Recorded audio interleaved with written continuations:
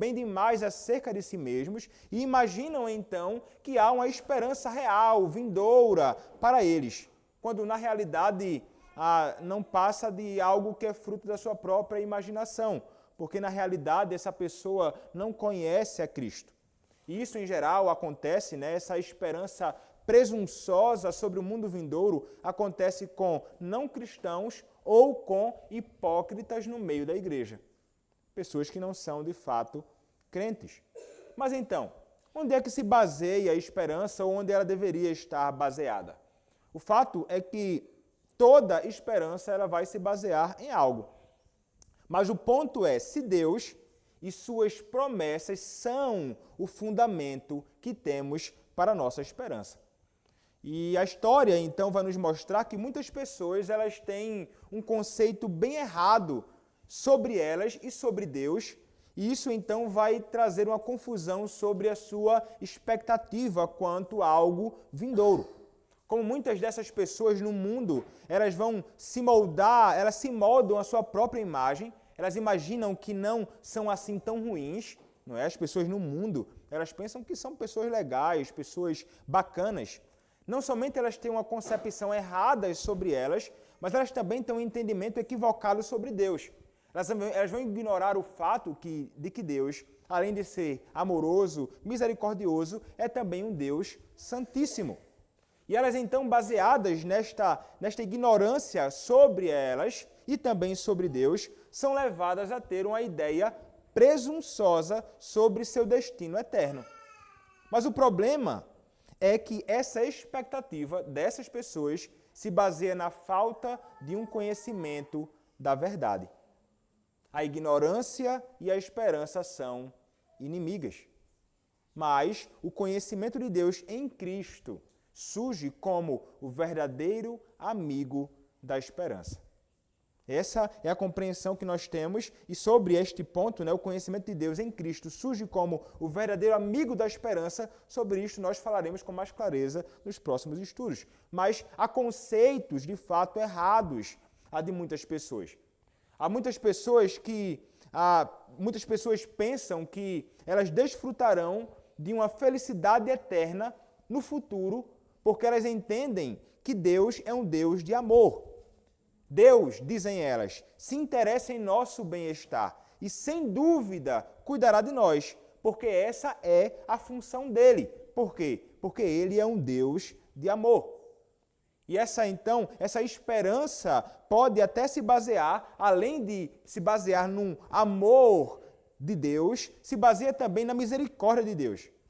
Mas esquecem essas pessoas que Deus reserva a sua misericórdia para pessoas arrependidas.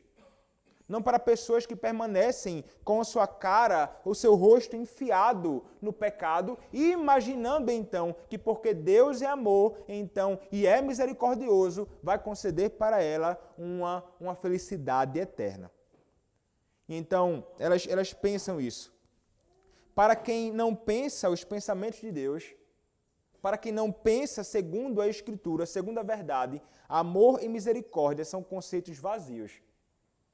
São conceitos que não fazem sentido, sem fundamento na palavra.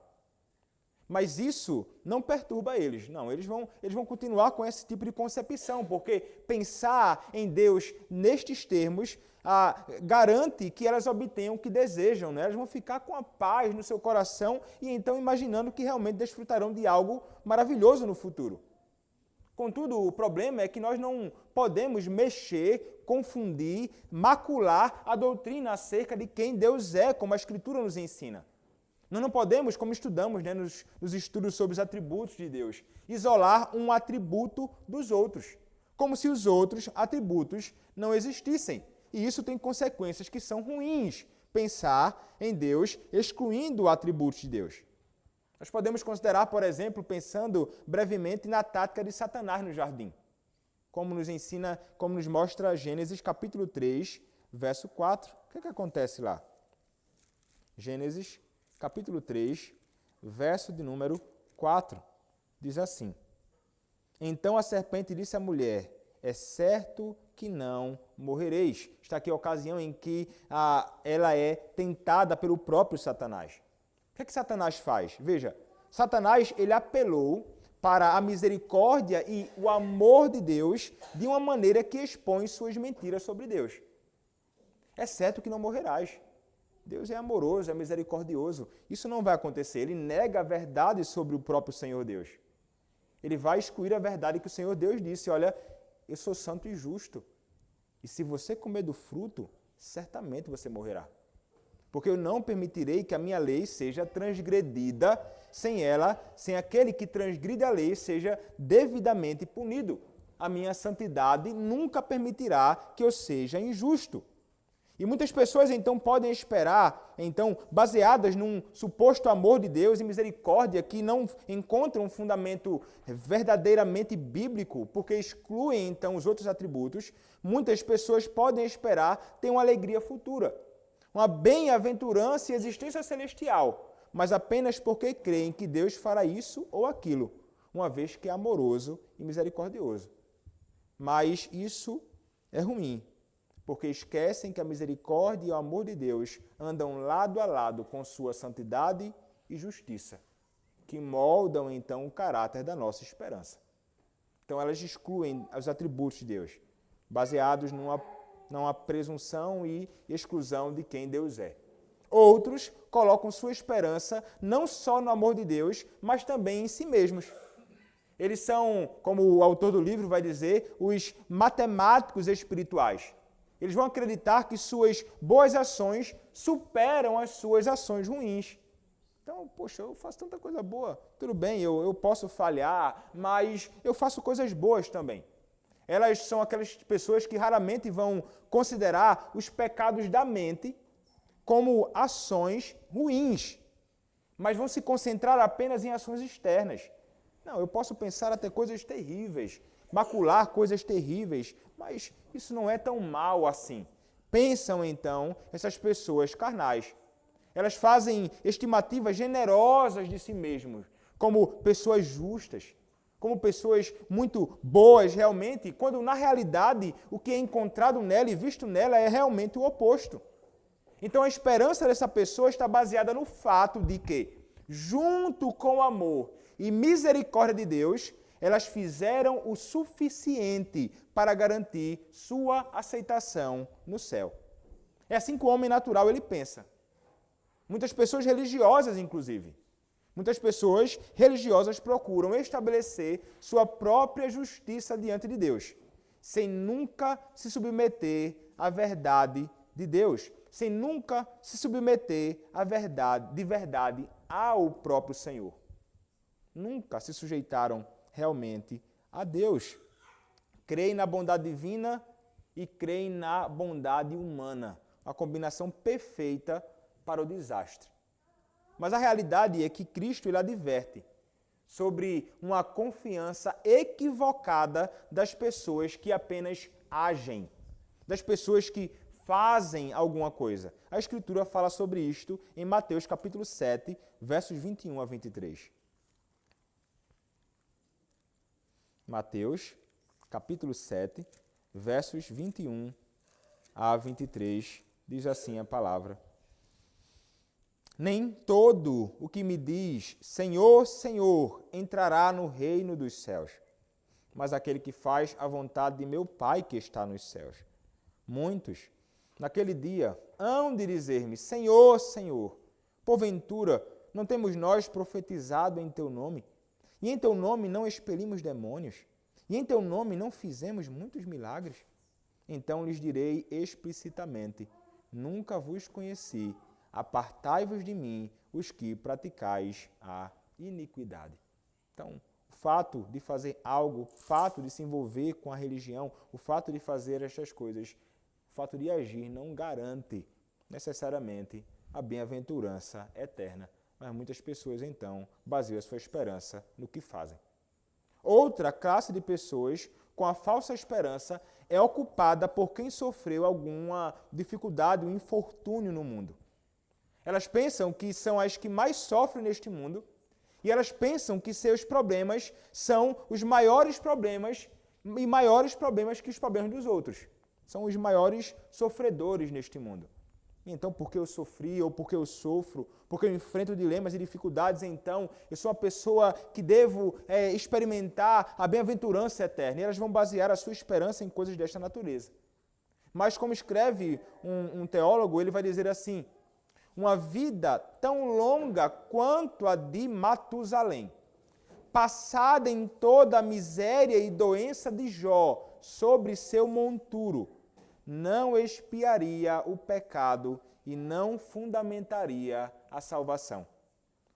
Então, no ambiente, a ideia é, não podemos imaginar que o fato de sofrermos isto vai garantir de alguma forma alguma esperança futura de salvação pelo Senhor. Isso não faz o menor sentido.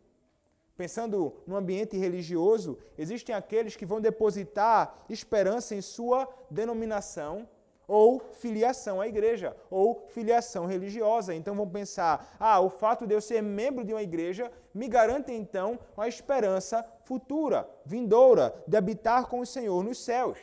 Dizem, nasci em tal e tal denominação e morrerei aqui.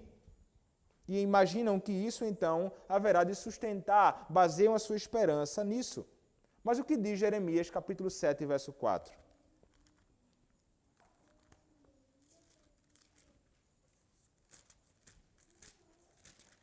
Jeremias, capítulo 7, verso 4. Não confieis em palavras falsas, dizendo, templo do Senhor, templo do Senhor, templo do Senhor é este. Imaginando que o fato de estarem ali no templo estariam seguros. O templo não manteria os israelitas seguros e nenhum batista, nem um anglicano, nem um congregacional, nem um episcopal ou presbiteriano, se a sua esperança não for mais alta que ser membro de uma igreja e contar com seus privilégios. O fato de estar no meio da igreja não garante que você tem essa, ou terá, ou desfrutará dessa bem-aventurança eterna. Basear-se no fato de estar no meio da igreja não é um fundamento seguro. Outros confiam no fato de terem sido batizados. Nós entendemos e consideramos que o batismo é algo maravilhoso, se pela fé abraçarmos as promessas que são expressas ali. Contemplarmos e pensarmos sobre o batismo é algo importante. Os nossos padrões doutrinários, inclusive, falam sobre isto. Se você olhar depois, a pergunta 167 do Catecismo Maior vai falar sobre como tirarmos proveito do nosso batismo. Mas o presunçoso, ele não pensa em tirar proveito do batismo.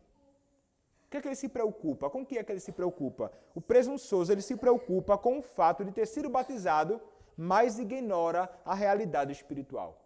Então ele pensa, recebi água do batismo. Está seguro. Minha esperança está baseada nisso aqui. Está tudo certo então. Outro fundamento que não é seguro. Outras pessoas colocam a sua esperança na sua ortodoxia, no conhecimento da verdadeira doutrina.